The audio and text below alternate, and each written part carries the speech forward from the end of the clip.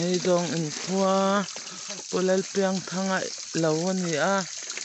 ama hi kum sam sari ani to a ti tung hian hi khopa bu tha hi an nei lo an nei rau bok sia ani anga na thok na sa hi to akum wal pu an om lo mai thei ni an nu hi kum sam ruk ala ting lo deuh mai thei a aro pui khop mai an bu hi thania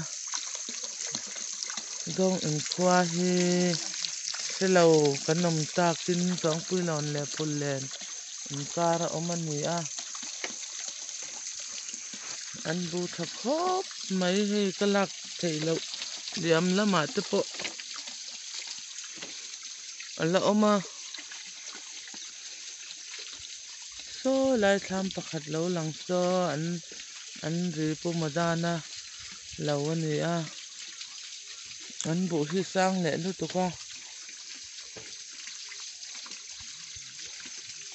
a tha khop mai he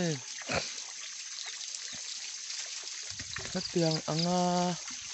bu tha hi chu kan rama hian awang to khopang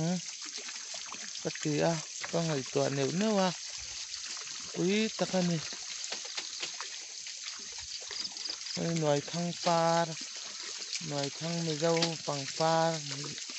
tin tin rama kan tin tin noi thang par ni hi ai leng ser kung khat dingot po ti khwana bukania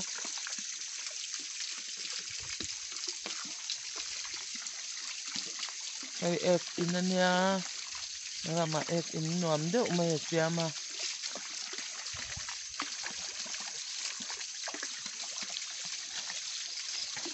zau dang kan la kwa lange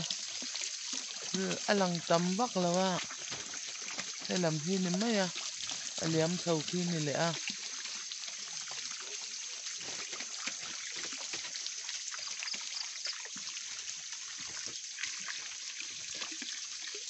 an lo tin ang zelin kan lange na an thok na se man nu pa chawan thone aro pe ne butin ni ne tan ve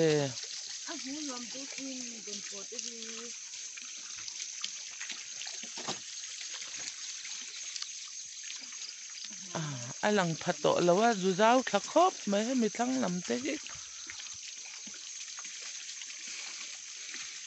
hei tham ania dan tham ko ta tu kho ranga anuam sin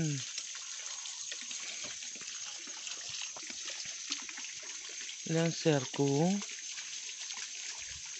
tam noi da kun te fai nia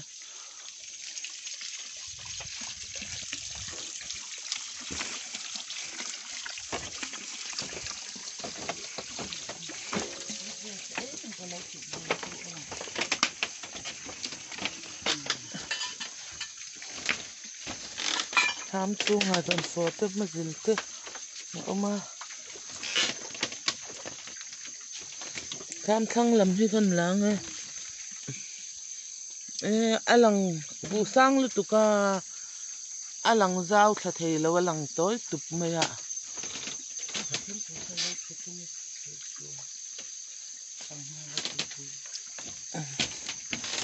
piang anga bu tha hi chu awang khopang kan rama hian abui tana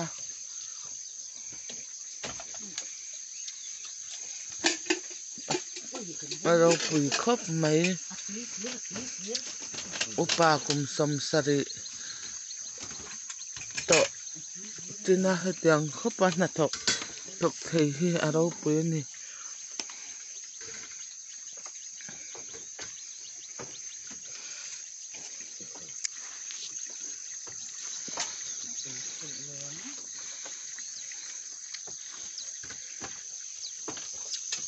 tok samai ra se